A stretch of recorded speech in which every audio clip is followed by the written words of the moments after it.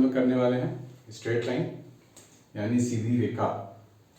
तो straight line बच्चों class 11th में टॉपिक है, छोटा सा टॉपिक है स्ट्रेट लाइन। लेकिन अगर आप कॉम्पिटिटिव एग्जाम्स की बात करते हो, जेई या बिटसैट की बात करते हो, तो इसमें जो कंटेंट है वो एक्सटेंडेड है थोड़ा क्लास 11 से अगर कंपेयर करें तो ये है लेकिन इंटरेस्टिंग, आपको मज़ा भी आएगा।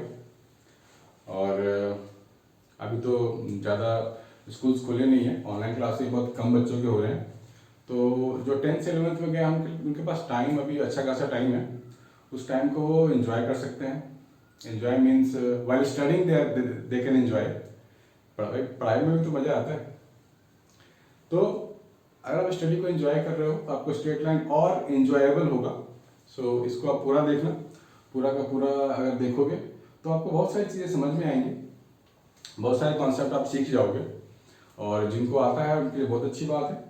जो इस बार जेईई में अपेयर हो रहे हैं उनके लिए रिवीजन है, क्योंकि इससे कुछ ना कुछ तो आता जरूर है। ये फिजिक्स के लिए भी इम्पोर्टेंट है, क्योंकि बहुत सारे ग्राफ होते हैं जो स्ट्रेट लाइन से रिलेटेड होते हैं, वो फिजिक्स में भी है। तो अगर स्ट्रेट लाइन का आपको नॉलेज नहीं है तो उस तरीके की चीज़ें जो ग्राफिकल क्वेश्चंस होंगे वो आपसे छूट जाएंगे या आपको बहुत मुश्किल लगेगा। इसीलिए ये सब टॉपिक होते हैं, ट्रिग्नोमेट्री हो गया या स्ट्रेट लाइन हो गया, कैलकुलस हो गया, these all are very very applicable in physics as well. So आपको देखना चाहिए पूरा का पूरा और उसको नोट भी करना चाहिए। बहुत सारे बच्चे नोट नहीं करते हैं, लिखते नहीं हैं। हमारा में यही प्रॉब्लम है कि जो बच्चे, उनको लगता है देख तो लिया है, सीख लिया है, बहुत है तो फोड़ देंगे, राइट। बट ऐसा होता नहीं बच्चों। जब तक आप उसको लिखोगे नहीं, पेन डाउन नहीं करोगे, तब तक वो चीज़ आपकी नहीं होगी, आप तुरंत भूल जाओगे। लेकिन अगर आप लिखते हो अच्छे से तो बहुत महीनों महीनों तक याद रहेंगे, हो सकता है कभी ना भूलो, ठीक है। ये सिचुएशन होती है।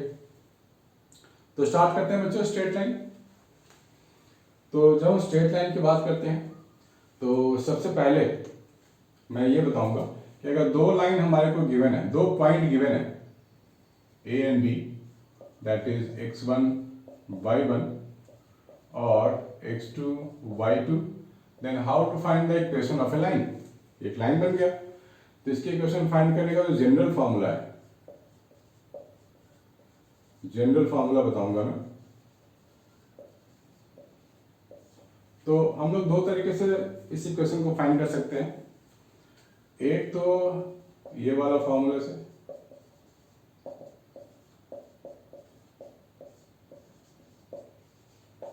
ये वाला, यहां पर x1 y1 और x2 y2 एग्जाम्पल है। अगर मैं लिखूं, a की जगह लिख लेता हूं सपोज 2,6 और b के लिए लिख लेता हूं सपोज 4,1। हमें बोला जाएगा find the equation of line A B. ऐसा कोई लाइन ड्रॉ कर दिया गया है, find the equation of line A B.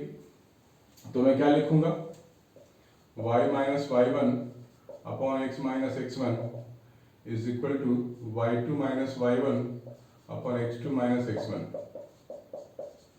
ठीक है, this is the equation of line. इसको आप चाहे तो क्रॉस मल्टीप्लाई करके भी लिख सकते हो। तो मुझे मिल जाएगा 2y minus 12 is equal to minus 5x plus 12। और क्या लिख सकते हैं हम लोग, 2y plus 5x is equal to 24। This is the equation of line. ये तो हो गया तरीका नंबर 1। तरीका नंबर 2 क्या है, मान लेते हैं let equation of line is y is equal to mx plus c। अब स्ट्रेट लाइन इक्वेशन की खास बात क्या है, x और 1 पे पावर तो 1 ही रहेगी। y is equal to mx plus c आप लोगों ने देखा होगा या सुना होगा। This is general equation of line, और m को बोलते हैं स्लोप, c को बोलते हैं y इंटरसेप्ट। ठीक है बच्चों, तो इसमें से हम लोग निकाल सकते हैं। हमारे पास दो पॉइंट है 2,6 एंड 4,1। तो यहां पर अगर मैं m और c की वैल्यू ले आऊं तो हमारे पास एग्जैक्टली सेम इक्वेशन आ जाएगा। तो मैं लिख सकता हूं x की जगह 2, y की जगह 6, और वहां भी लिख सकता हूं y की जगह 1 और x की जगह 4। अब हमें इस दो इक्वेशन को सॉल्व करके m और c की वैल्यू निकालनी है। तो मैं अगर माइनस कर दूं दिस माइनस दिस, तो 6 माइनस 1 5 हो गया, 2m minus 4m minus 2m हो गया, c माइनस c 0 हो गया, सो m की वैल्यू आ गई -5/2। m की वैल्यू मैं वापस यहाँ डाल दूंगा, 1 इज इक्वल टू 4, m की जगह -5/2 प्लस ऑफ c, तो c की वैल्यू आ गई 1 + 10 यानी 11।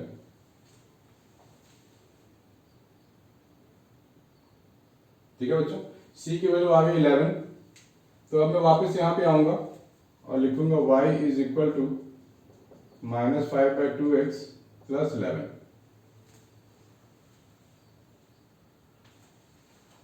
-5x + 10, ये 10 था बच्चों, +10 था ये, तो ये 22 बन जाएगा। Sorry for this error.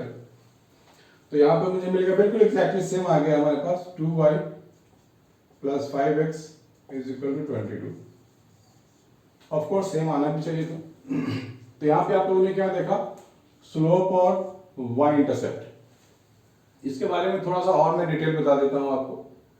अगर हमारे पास कोई स्ट्रेट लाइन है, ऐसा कुछ, straight line is this one, suppose ऐसा कुछ स्ट्रेट लाइन होगा, तो ये positive direction of x axis है। ये जो एंगल हम लोग ऐसे मेजर करते हैं, है ना, एंटी क्लॉकवाइज बोलते हैं इसको, तो एंटी क्लॉकवाइज मेजर करते हैं। इसी एंगल को हम लोग इसी की जो tan फाइंड कर लेंगे, tan ऑफ थीटा, इसी को बोलते हैं स्लोप। इस चीज का आपको ध्यान रखना है। अगर ये थीटा मेरे पास 90 से कम है और 0 से ज्यादा है, तो हम लोग क्या बोलेंगे, स्लोप यानी कि m पॉजिटिव, क्योंकि ये एंगल लाई करेगा फर्स्ट क्वाड्रेंट में, इसका tan थीटा निकालेंगे तो पॉजिटिव आएगा।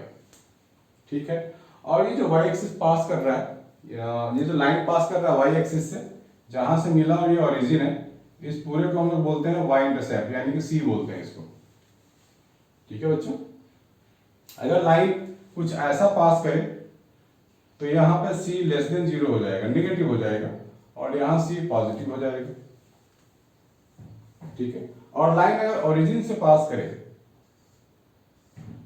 अगर ऐसा कोई लाइन है जो ओरिजिन से पास करेगा, तो उस केस में क्या होगा, c = 0 मिलेगा हमें, है ना। c = 0 होने पे क्या होगा लाइन का इक्वेशन, y = mx। ठीक है, ये मिलेगा। तो आप ये तो जान लो, स्लोप निकालने के दो फॉर्मूले हो गए। तो एक और होता है y2 - y1 upon x2 - x1, यानी कि हम लोगों ने जिस फॉर्मूला को यहाँ पे लिखा हुआ है, this is slope only, y2 - y1 upon x2 - x1। तो लाइन को हमें पहचानने आनी चाहिए। अगर थीटा की वैल्यू 90 से ज्यादा होगी, यानी कि ऑब्ट्यूज एंगल अगर होता है हमारे पास, तो हम लोग लाइन को ऐसे ड्रॉ करते हैं, दिस इज ऑब्ट्यूज एंगल, मतलब यहां जो थीटा है वो 90 से ज्यादा है, तो यहां पे स्लोप क्या होगा, नेगेटिव हो जाएगी, स्लोप इज नेगेटिव, और यहां पे c इज पॉजिटिव। हो सकता है लाइन कुछ ऐसा पास करे, तो यहां पर हो जाएगा c <0, और यहां जो हमारे पास स्लोप होगा वो फिर से नेगेटिव होगा, <0 होगा। ठीक है बच्चों, तो ये इंपॉर्टेंट कॉन्सेप्ट है, ये काफी यूजफुल है, फिजिक्स में भी यूजफुल है, क्योंकि वहां भी बहुत सारे स्ट्रेट लाइन से रिलेटेड ग्राफ्स होते हैं। तो अगर आप इन चीजों को समझ लेते हो, तो फिजिक्स में भी ये वाले कॉन्सेप्ट आपका स्ट्रांग हो जाएगा, ग्राफिकल पोर्शन स्ट्रांग हो जाएगा, जो स्ट्रेट लाइन से रिलेटेड है। इसमें और भी चीजें मुझे बतानी है, लेकिन आप लोग इसको पहले नोट डाउन करो।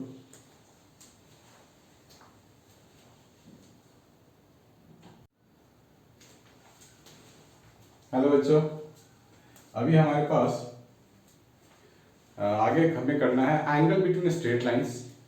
अगर कोई दो स्ट्रेट लाइन हमारे पास है, तो इनके एक्यूट एंगल जो इनक्लोज्ड है या ऑब्ट्यूज एंगल जो इनक्लोज्ड है, दैट वी कैन फाइंड। ये ऑब्ट्यूज एंगल हो जाएगा पूरा, और ये एक्यूट एंगल हो जाएगा।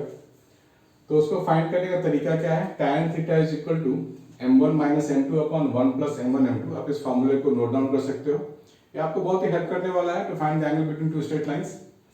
अगर ये दो लाइन पैरेलल होंगे, इसमें कंडीशन है बच्चों, अगर ये दो लाइन पैरेलल हो गए, तो angle enclosed bye them will be what, 0 degree. तो tan थीटा को मुझे tan 0 लेना पड़ेगा, और tan 0 तो 0 ही होता है। तो यहाँ लिख सकते हैं, फॉर पैरेलल लाइंस,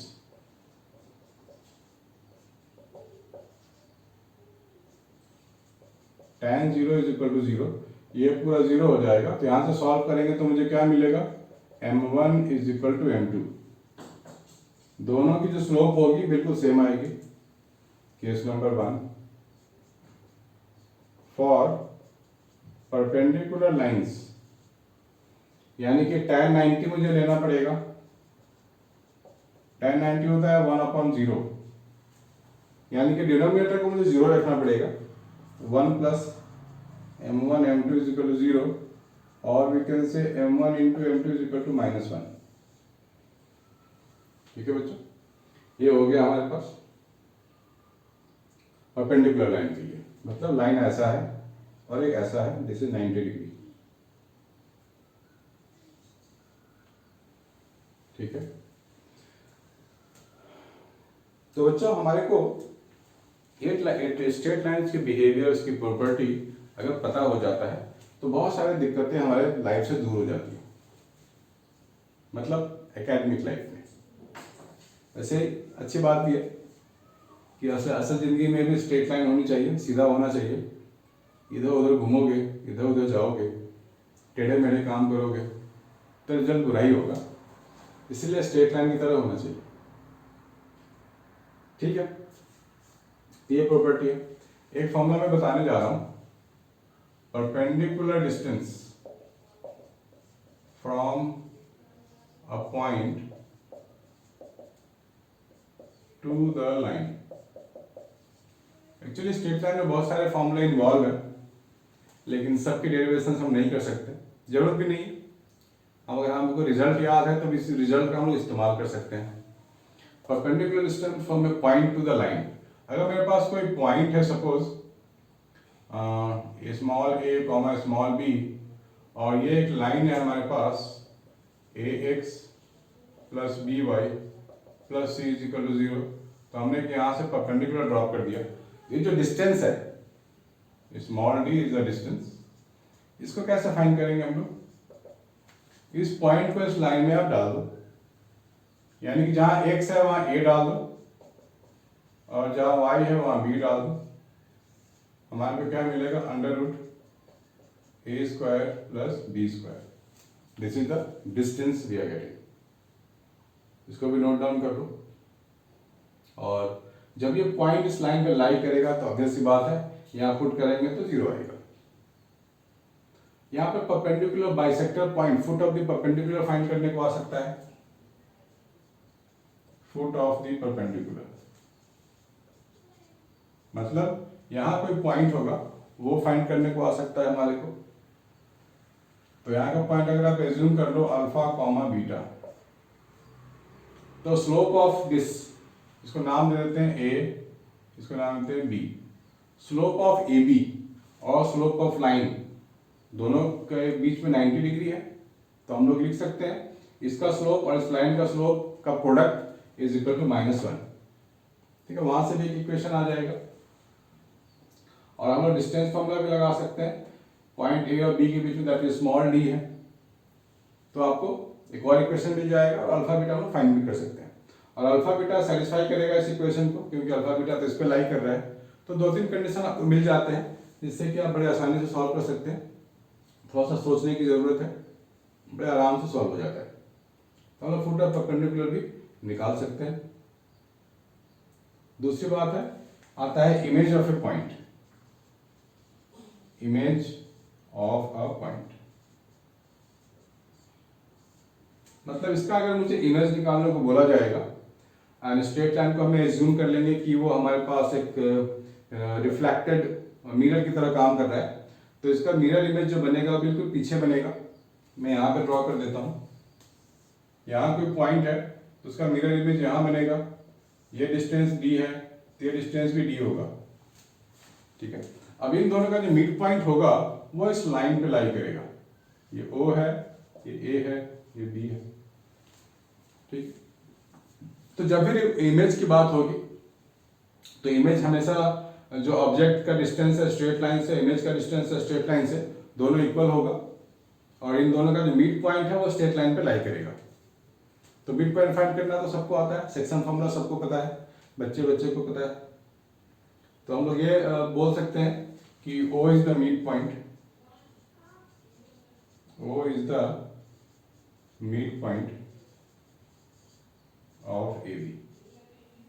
बाकी हमको पता है कि इस लाइन के जो स्लोप होगा, AB का जो स्लोप होगा, इस लाइन का स्लोप होगा, दोनों के बीच में 90 डिग्री है, तो वी कैन यूज दिस फंडा। ठीक है, तो इमेज ऑफ ए पॉइंट हम लोग काफी आसानी से फाइंड कर सकते हैं। जितना डिस्टेंस AO होगा उतना ही डिस्टेंस OB होगा। डिस्टेंस फार्मूला हमारे को पता है, वो हम अप्लाई कर सकते हैं। ठीक है, तो सेक्शन फार्मूला भी मैं दोबारा लिख देता हूँ, शायद आपके काम आ जाए। हालांकि हर एक 10th के बच्चों को सेक्शन फार्मूला मालूम होगा, तो 11th में भी याद हो गया होगा। अगर मेरे पास एक पॉइंट है A x1 y1 और ये पॉइंट है B x2 y2, और वो एक यहाँ पे पॉइंट है जो n:n के रेशियो में डिवाइड कर रहा है, तो उनका कोऑर्डिनेट निकाल सकते हैं हम लोग। m × x2 plus n × x1 upon m plus n, फिर m × y2 plus n × y1 upon m plus n। ये हम लोग पॉइंट O के लिए कोऑर्डिनेट निकाल सकते हैं ऐसे। अगर मिड पॉइंट की बात होगी तो m और n की वैल्यू 1 और 1 ले लेंगे, 1:1 में डिवाइड होगा, तो मिड पॉइंट में काफी आसानी से आ जाएगा। इसको नोट करो बच्चों, आगे हम और करने वाले हैं।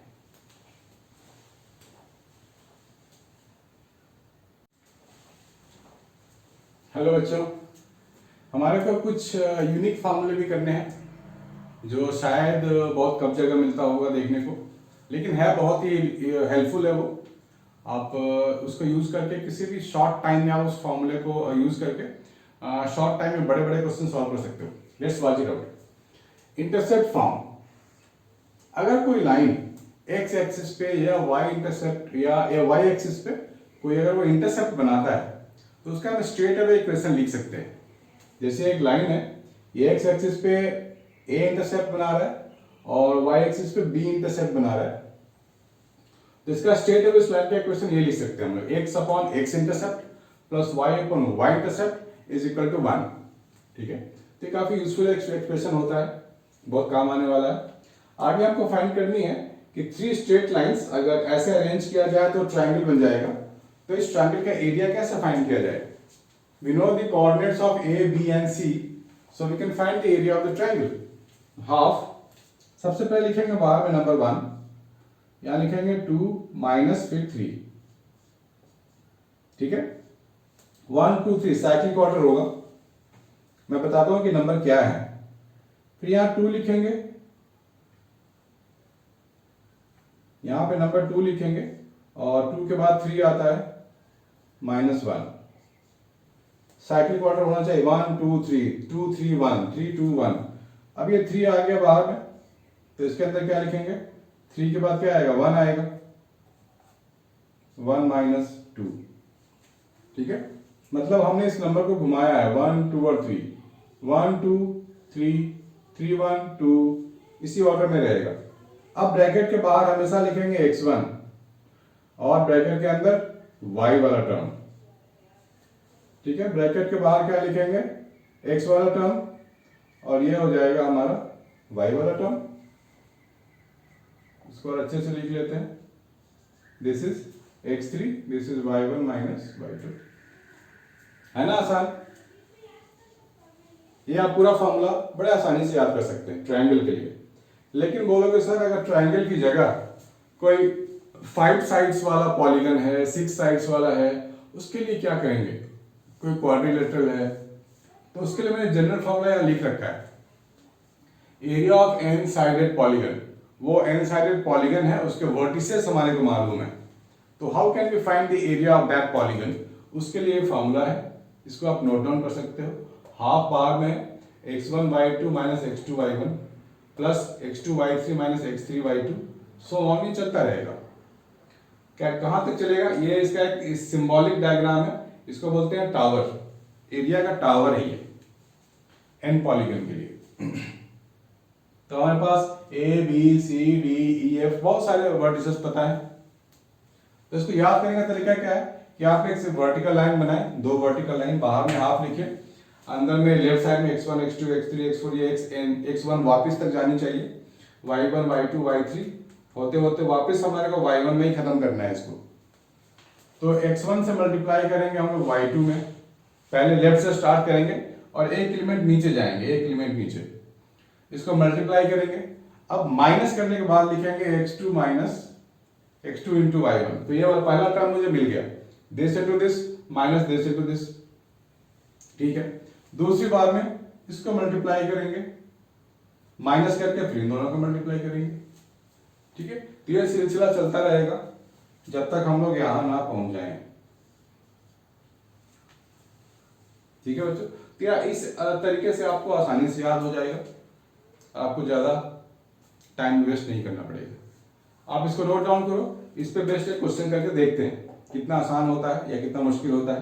प्लीज मेक ए नोट बच्चा लोग।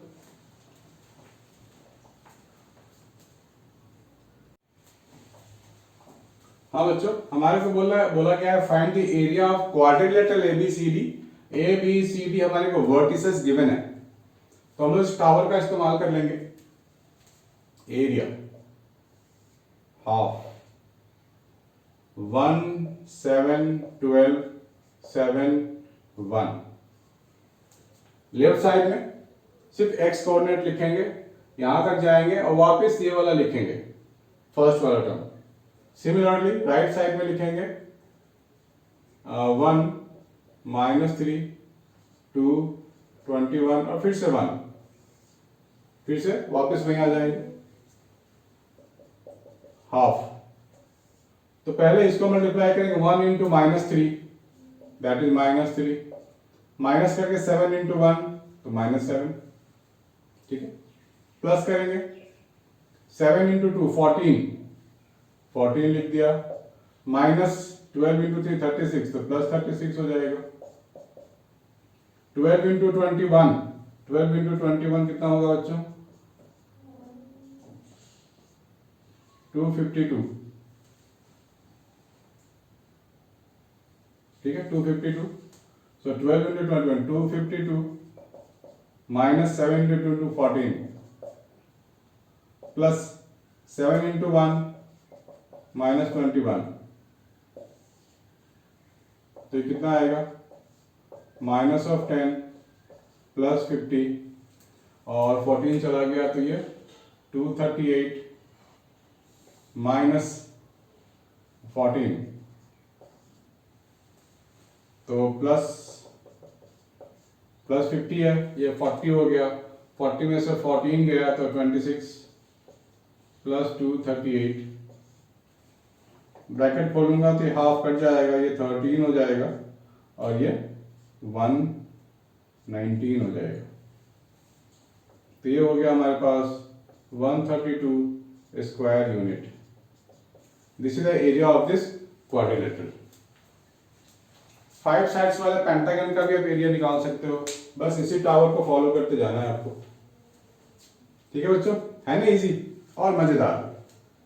तो प्लीज मेक ए नोट, छोड़ना नहीं, बीच में वीडियो को देखते रहना है, मजा लेना है, फॉर्मूला सारे लिखने हैं और पैंडेमिक में पढ़ पढ़ के हर एक एग्जाम को क्रैक कर देना है, चाहे कोई भी एग्जाम हो, ठीक है बच्चों, प्लीज मेक ए नोट।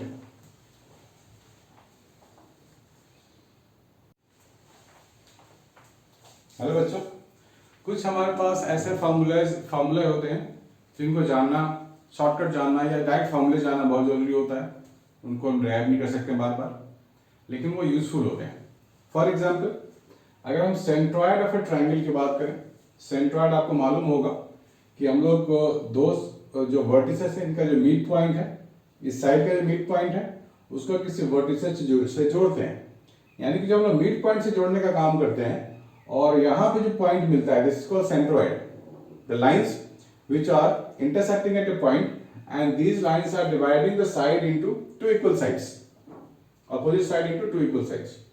ये हो गया हमारा सेंट्रॉइड। एक है ऑर्थोसेंटर, परपेंडिकुलर, जहां 2 या 3 परपेंडिकुलर मीट कर जाए किसी ट्रायंगल में, उसको बोलते हैं ऑर्थोसेंटर। तो ये ऑर्थोसेंटर का फॉर्मूला है, ये सेंट्रॉइड का फॉर्मूला है, ठीक है। ये बड़ा जरूर लग रहा है, लेकिन काफी आसान है याद करना, इसको शॉर्ट में लिख सकते हैं summation of x i tan a अपन समेशन ऑफ tan a, ये लिख सकते हैं summation of y i tan a upon summation of tan a। इसका मतलब है एक्स आई मतलब x1 से स्टार्ट करेंगे, x1 into tan a plus x2 जहां पे आएगा वहां tan b आएगा, x3 जहां आएगा वहां tan c आएगा, divided by summation of tan a, यानी कि tan a plus tan b plus tan c। तो y के लिए भी ऐसे ही कर लेंगे। तो ये हो गया हमारा ऑर्थो सेंटर। दूसरा है सर्कम सेंटर, मतलब एक ऐसा सर्कल जिसके अंदर ट्राइंगल आ जाए। तो और ये जो सेंटर है वो दोनों के लिए इक्वल है, मतलब ये जो पॉइंट OC है this is centre for triangle as well as for circle. तो उसके लिए हम लोग क्या करेंगे, tan a की जगह sin 2a डाल देंगे, tan b की जगह sin 2b डाल देंगे और sin 2c डाल देंगे। तो हमारा ये कन्वर्ट हो जाएगा formula ortho centre converted into circum centre. ठीक है बच्चों, तो इस तरह के फॉर्मूले काफी इंपॉर्टेंट है, हमारा काम आसान होने वाला है। अभी हम क्वेश्चंस भी डील करने वाले हैं, तो हम लोगों को काफी आसानी से सॉल्व कर सकते हैं बच्चों। ठीक है, प्लीज मेक ए नोट।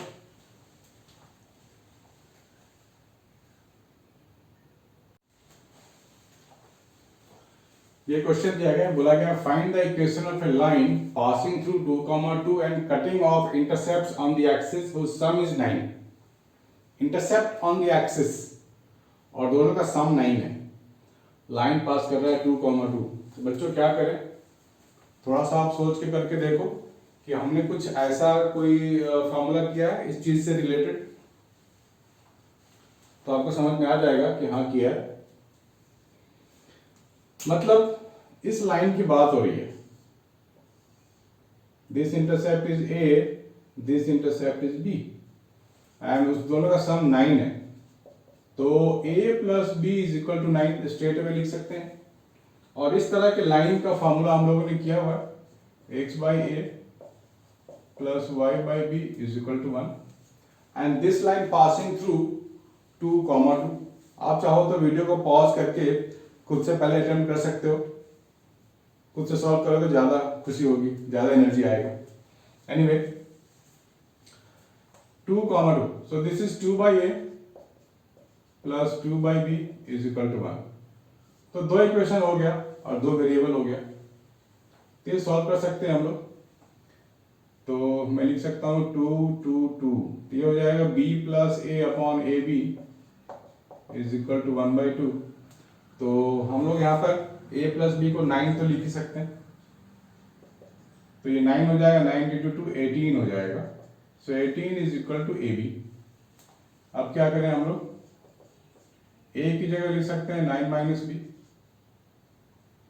तो ये हो जाएगा minus of b square plus 9b minus 18 is equal to 0। अब ये क्वाड्रेटिक है, बड़े आराम से सॉल्व कर सकते हैं quadratic. b square minus 4ac upon 2a, this one.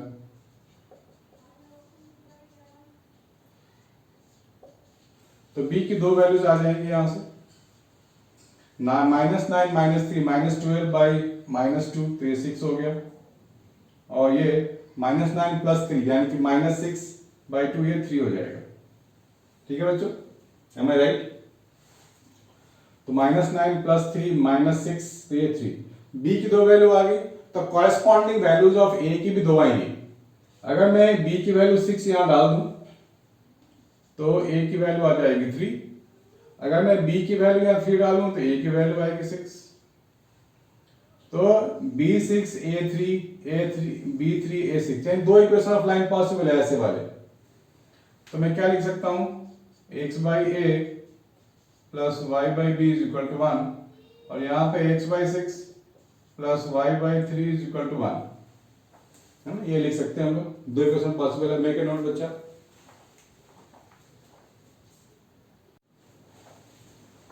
Hello बच्चों, दो इंपॉर्टेंट फॉर्मूले, very very very very important. ठीक है बच्चों, क्योंकि ये बहुत यूजफुल है। हमारे पास एक लाइन दिया गया है और ये लाइन पे परपेंडिकुलर ड्रॉप किया गया है ओरिजिन से। इस परपेंडिकुलर का लेंथ है p और ये जो परपेंडिकुलर लाइन है ये एंगल बना रहा है alpha with the positive direction of x axis. तो इस लाइन का इक्वेशन आएगा ये वाला, x cos alpha plus y sin alpha is equal to p। ठीक है बच्चों, इसको नोट कर लो। दूसरा है, हमारे पास एक लाइन है जिसकी स्लोप, इसके एंगल गिवन है, दैट मींस स्लोप गिवन है। एक पॉइंट P है x1 y1, और ठीक इसी लाइन में पीछे आ गया r डिस्टेंस पे एक पॉइंट है r, और r डिस्टेंस आगे जाएंगे तो पॉइंट है Q। तो हम एक शॉर्टकट फॉर्मूला इस्तेमाल करेंगे कोऑर्डिनेट ऑफ r फाइंड करने का in terms of x1 y1 और थीटा। तो r कैसे मिलता है, P के पीछे आने से, तो मैं लिख सकता हूं x1 minus r cos theta और y1 minus r sin theta. ये r का कोऑर्डिनेट हो गया। P के r डिस्टेंस आगे जाएंगे तो मेरे को Q मिलेगा। Q के लिए मैं लिखूंगा x1 plus r cos theta comma y1 plus r sin theta. बेटे सारे फॉर्मूले लिख लो, अब क्वेश्चंस की बारी है। सारे फोड़ेंगे, जेई क्रैक करना है, इसलिए पूरा का पूरा देखो, पूरा का पूरा समझो, क्वेश्चंस को सफाया कर दो। Make a note.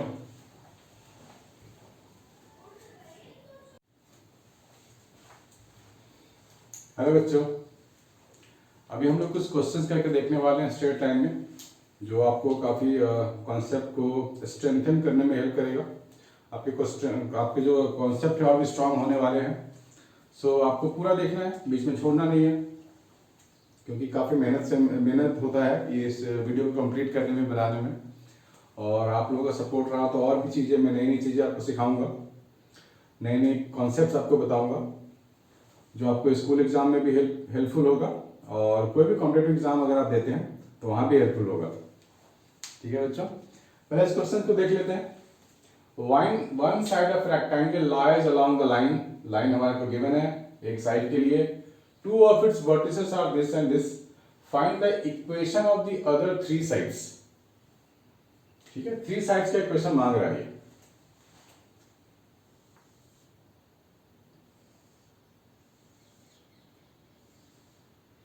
A B C D, ये मान लेते हैं रेक्टेंगल है।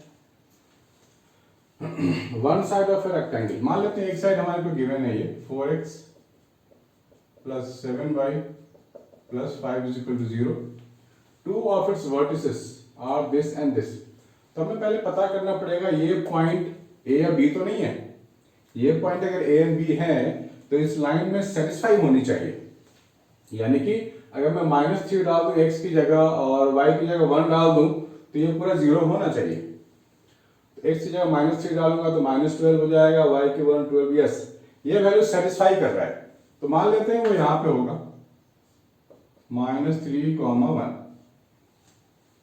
1, 1 सेटिस्फाई कर रहा है, नहीं कर रहा है, तो मान लेते हैं यहां कहीं पे होगा 1, 1 ऐसे ले सकते हैं, या यहां भी ले सकते हैं। Find the equation of other three sides. तो रेक्टेंगल है ये तो गिवन है, यानी कि यहां तो 90 डिग्री होगा। क्यों बच्चों? अब इस लाइन का जो स्लोप होगा ये भी 90 डिग्री होगा। अब इस लाइन का जो स्लोप होगा वो होगा -4/7। ठीक है, स्लोप ऑफ ए बी -4/7। तो एडी का स्लोप कितना होगा 7/4, और AD is passing through 2 points. बहुत ही आसान है। तो हम लोग क्या कर सकते हैं, लिख सकते हैं equation y - y1 upon x - x1 is equal to 7/4। ये इक्वेशन आ गया AD के लिए। अब यहां भी 90 है तो इसका भी स्लोप वही होगा। तो ये this two lines are parallel, rectangle है हमारे को मालूम है, तो इसका स्लोप क्या होगा -4/7। And this line passes through 1, 1, तो मैं लिख सकता हूं y - 1 upon x - 1 is equal to -4/7। एक इसका इक्वेशन हो गया, BC का हो गया। ये भी रेक्टेंगल। अब ये दोनों पैरेलल है तो इसका जो स्लोप होगा वो 7/4 होगा। अब ये पॉइंट हमारे को नहीं पता है, तो हम लोग एक काम कर सकते हैं, रेक्टेंगल का जो डायगोनली लेंथ होता है वो तो इक्वल होता है, क्योंकि ये पॉइंट वहां भी हो सकता था, तो ये पॉइंट हमें नहीं मिलता।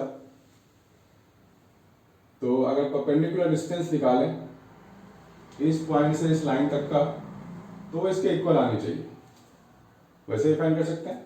तो यहाँ का पॉइंट मान लेते हैं ए कॉमा बी,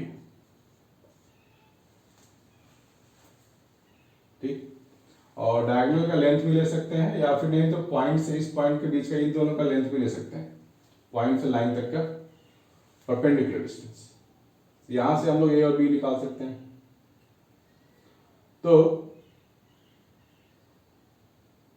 करते हैं इसमें कुछ, AC का लेंथ इज इक्वल टू, या फिर यहां से परपेंडिकुलर ड्रॉप कर देते हैं, वो लेंथ इसके इक्वल हो जाएगा। यानी कि लिख सकते हैं AD is equal to, AD का लेंथ हो सकता है वो BC का लेंथ हो सकता है। AD का लेंथ कितना होगा, दिस माइनस दिस 0 हो गया 4। AD का लेंथ पहले निकाल लेते हैं, अंडर रूट 1 प्लस 3 का whole square 1 minus 1 whole square, तो ये 4 आ गया। और BC का लेंथ कितना होगा, इस पॉइंट से इस लाइन में परपेंडिकुलर डिस्टेंस ड्रॉप कर देते हैं, that means 4A plus 7B plus 5 under root 16 plus 49। तो डिस्टेंस AD के लिए 4 है तो ये भी 4 होगा, 65 अंडर रूट 65 आ गया। तो यहां से आ जाएगा 4A plus 7B plus 5 is equal to 65 into 4। तो 5 कॉमन लेंगे हम लोग, तो 13 इंटू 4 माइनस 1। एक इक्वेशन ये आ गया। एक इक्वेशन हम लोग ड्रॉ कर सकते हैं, इस लाइन का स्लोप ले लेते हैं, ठीक है। तो वो that is -4/7, that means b - 1 upon a - 1 is equal to minus of 4/7। एक इक्वेशन यहां से आ जाएगा।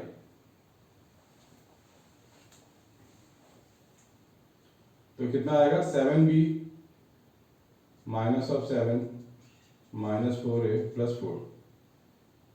तो 7b plus 4a is equal to 11, ठीक है। तो यहां भी सेम चीज आ रहा है। अब हम लोग ये काम कर सकते हैं कि खैर पैरेलल आनी भी चाहिए, इस इक्वेशन को पकड़ के रखो।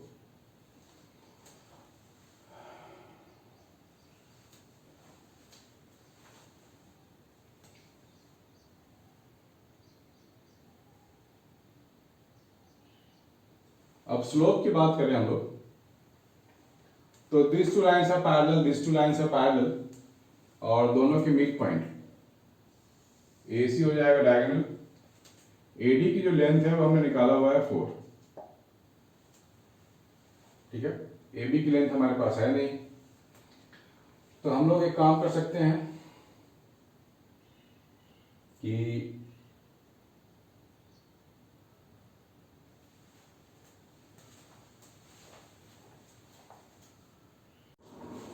ठीक है बच्चों, अगर हम लोगों ने ये पॉइंट यहाँ लिया हुआ है तो हमारा ये पता करना है रियली में यहाँ पे होगा या यहाँ होगा।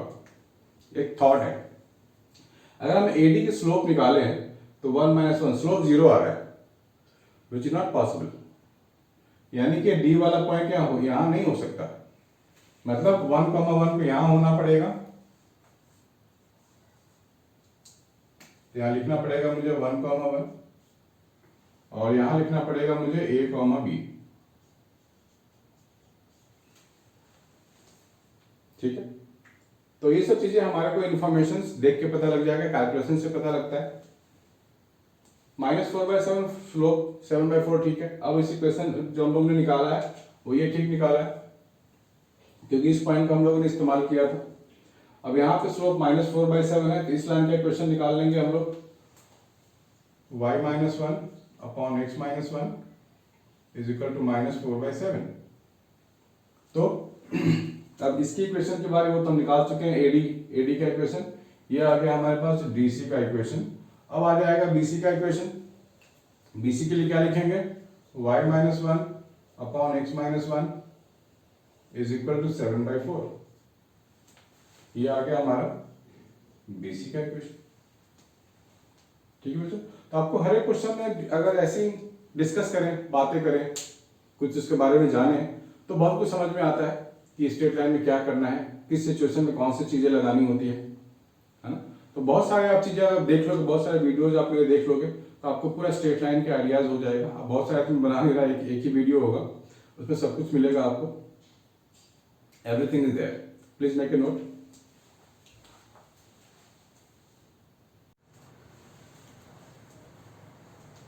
हाय बच्चों, आजकल तो बच्चों को पढ़ने में मन कम लगता होगा। उनको लगता होगा अरे यार इतनी छुट्टियाँ हैं, खूब सोते हैं, वीडियो गेम खेलते हैं, राइट। तो उनको पढ़ने में हो सकता है डिस्ट्रैक्शन हो अभी, क्योंकि जब कोई प्रेशर ही नहीं हो एग्जाम का तो डिस्ट्रैक्शन होता है। लेकिन जो सेल्फ मोटिवेटेड बच्चे हैं, जिनको लगता है नहीं यार ये तो अच्छा टाइम है पढ़ने का, वो बहुत ही अच्छा करने वाले हैं, एक्सेप्शनली वेल। सो अपनी अपनी सोच है, जो जितना अच्छा करेगा, जो जितना ज़्यादा मेहनत करेगा, जो अच्छे से टाइम को यूटिलाइज करेगा, वो तो आगे उसकी लाइफ हैप्पियर होगी ऑब्वियसली, राइट। चलो बच्चों, लेकिन मजा लेना है, हर एक चीज़ देखना है, सीखना है, समझना है, और कोई भी डाउट हो तो मुझे बोलना है, ठीक है। मुझे बताना है क्या क्या डाउट आपको हुआ है, इसलिए घबराना नहीं है, शर्माना भी नहीं है, और बिंदास पढ़ाई करनी है, मतलब जबरदस्त तरीके से पढ़ाई करनी है। सो इफ क्वेश्चन देखते हैं, if -2,6 is the image of the point 4,2, मतलब ये इमेज है इसका 4,2 का with respect to the line L is equal to 0। तो सबसे पहले लाइन एक बना लेते हैं L इज इक्वल टू 0, और this is the point of image. मान लेते हैं ये पॉइंट है 4,2, और इसकी जो इमेज है वो यहाँ है -2,6। इस लाइन को फाइंड करनी है, तो बच्चों इस लाइन की इक्वेशन मान लेते हैं y is equal to mx plus c, ऐसा मान लेते हैं। तो अब क्या होता है, जब भी इमेज की हम बात करेंगे, पहले मैंने आपको बताया था, तो ये लाइन इसका परपेंडिकुलर बाइसेक्टर होगा, ठीक है। मतलब इन परपेंडिकुलर होगा, बाइसेक्टर तो क्या नहीं हो भी सकता है, नहीं भी हो सकता है, यहाँ कोई इंफॉर्मेशन नहीं है। मतलब ए भी तो परपेंडिकुलर होगा ही ना, जितना डिस्टेंस से होगा उतना ये होगा, यानी कि P is the mid point which lies on the line.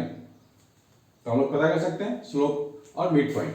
तो सबसे पहले हम लोग स्लोप निकाल लेते हैं AB के लिए, तो वो क्या होगा 2 minus of 6, 4 minus of -2, this one, ये हो गया -4 और ये हो गया 8, that is -half. Slope of AB हो गया -हाफ। तो इस लाइन का स्लोप क्या हो जाएगा, ऑब्वियसली 2 हो जाएगा।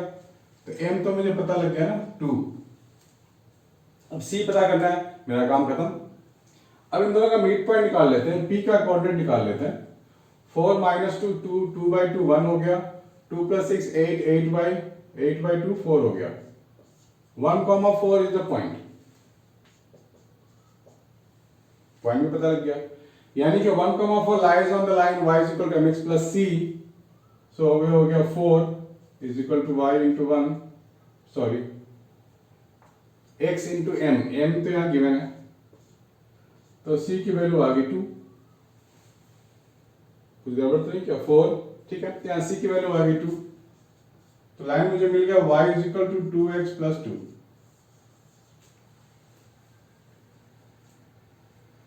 है ना। So easy, make a note.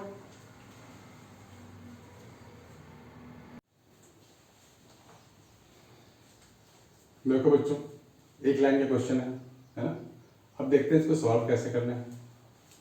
तो आपको यहाँ पर एक मॉड दिख रहा है ना, बोला गया है find the area bounded by the curves this and this.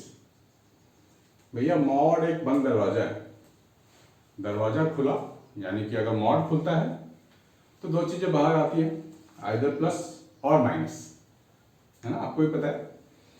तो दोनों पॉसिबिलिटीज हमारे को लेनी पड़ेगी, तभी हमारे पास 3 लाइन हो जाएगा ना। तो मैं लिख सकता हूं x + 2y is equal to 1, x - 2y is equal to 1 and x is equal to 0, ठीक है। तो अब हमें एरिया कैसे पता लगेगा, तो कोऑर्डिनेट अगर तीनों का पता लग गया A B C, तो एरिया पता कर लेंगे, इसमें कौन सी बड़ी बात है। इन दोनों को सॉल्व करके पॉइंट ऑफ इंटरसेक्शन निकाल लेते हैं, ये लाइन 1 नाम दे दो, लाइन 2 एंड लाइन 3। तो 1 2 को अगर इंटरसेक्शन निकालेंगे तो मान लेते हैं ए पॉइंट आता होगा, तो ए का कोऑर्डिनेट क्या आने वाला है, इन दोनों को ऐड कर देते हैं तो 2x plus 2x equal to 2, that is 1 आएगा x की वैल्यू और y 0 आ रहा है। और जब 2 और 3 को इंटरसेक्ट करेंगे तो हो सकता है b पॉइंट मिलता होगा, उसमें x 0 है और y हो जाएगा -12, ठीक है। और जब लाइन 1 और 3 को करते होंगे तो c आता होगा रिलेटिवली, तो x 0 है वहां भी और y पॉजिटिव हाफ है। आ गया ना। हम लोग इस पॉइंट को कोऑर्डिनेट सिस्टम में लोकेट करके भी एरिया फाइंड कर सकते हैं, या नहीं तो जो एरिया ऑफ ट्रायंगल का जो मैंने फॉर्मूला बताया था वो लगा सकते हैं। Area half x1 y2 minus y3, x2 y3 minus y1 और x3 y1 माइनस y2, ये लगा सकते हैं और फाइंड कर सकते हैं। ठीक है बच्चों, प्लीज मेक इट नोट, बहुत इजी है ये।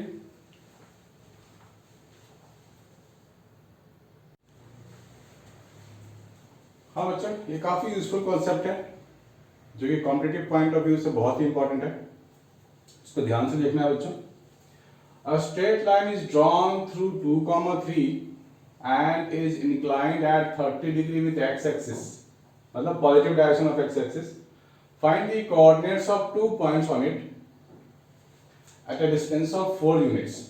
2 पॉइंट कोऑर्डिनेट मांग रहा है, तो मान लो कोई ऐसा कुछ कोऑर्डिनेट सिस्टम है हमारे पास and line is like this, ये 30 डिग्री है और यहाँ कोई पॉइंट है 2, 3, तो 4 यूनिट के डिस्टेंस पे पॉइंट फाइंड करनी, 2 पॉइंट फाइंड करनी है। तो हो सकता है 4 यूनिट के आगे एक पॉइंट हो A और इधर भी पॉइंट हो B, 2 पॉइंट हो सकते हैं। तो हम लोगों ने एक फॉर्मूला तो किया था ना, 4 यूनिट डिस्टेंस पे पॉइंट होगा, एक A होगा और एक B होगा। P के आगे A है तो मैं क्या लिखूंगा, 2 प्लस r cos थीटा, यानी कि x plus r cos theta. ये फॉर्मूला हम लोगों ने किया हुआ है, आप वीडियो में पीछे जाके देख सकते हो अगर भूल गए हो तो। और y कोऑर्डिनेट यहाँ 3 है तो 3 प्लस r साइन थीटा लिख सकते हैं। सिमिलरली b के लिए 2 minus r cos theta, this is 3 minus r sine theta, this one. r हमारे को 4 गिवन है, थीटा 30 डिग्री गिवन है, यही पॉइंट यहाँ डाल देंगे r और थीटा, तो a और b हमारे को मिल जाएगा। ठीक है, ये काफी कॉम्प्लिकेटेड चीजों को भी सिंपल बना देता है, इसको नोट कर लो बच्चों।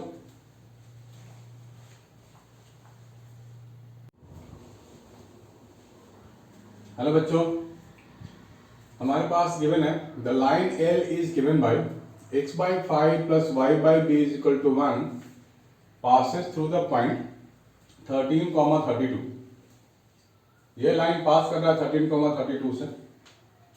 The line K is parallel to L, मतलब इस लाइन के पैरेलल एक दूसरा लाइन है जो कि ये वाला गिवन है, x by c plus y by 3 is equal to 1, then the distance between L and K।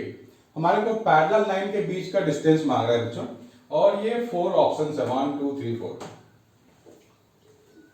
बहुत इजी है, AR 2010 या यूं कह लो IIT JEE मेंस 2010, कि AR का लेवल और IIT JEE मेंस का लेवल ऑलमोस्ट सेम है।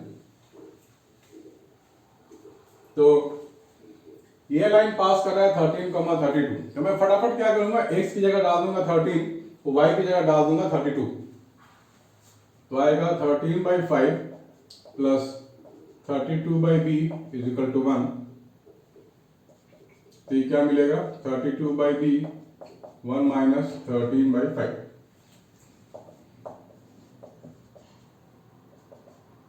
तो यहां से b आ गया मेरे को 4, b आ गया मेरे पास -20।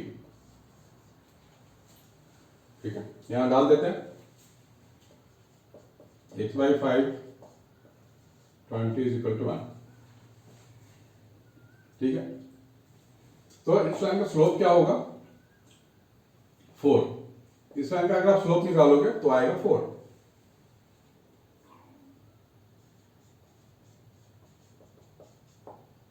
ये आ गया।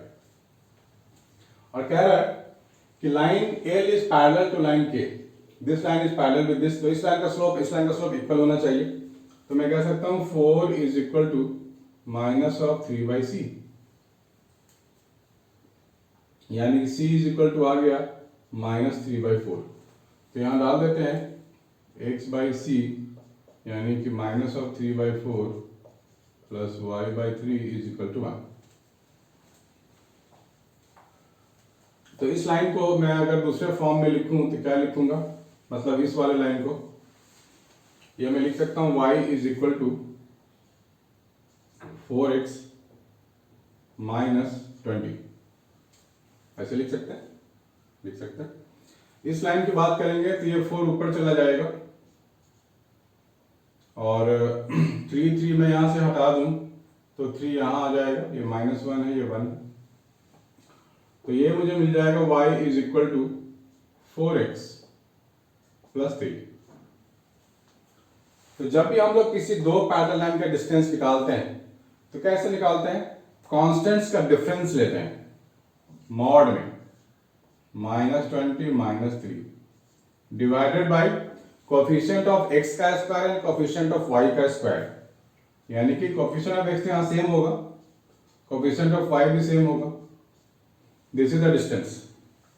तो बच्चों हमारे को ध्यान ये रखना है कि ये मॉड में होना चाहिए, डिस्टेंस है तो नेगेटिव तो हो नहीं सकता। अगर आपको ये फॉर्मूला पता है तो अच्छी बात है, नहीं पता है तो आप इसको अभी नोट कर लो कहीं पे बॉक्स बना के, ताकि याद रहे how to find the distance between two parallel lines. तो ये क्या दे देगा 23/√17। क्या ये ऑप्शन है हमारे पास? Yes, first option.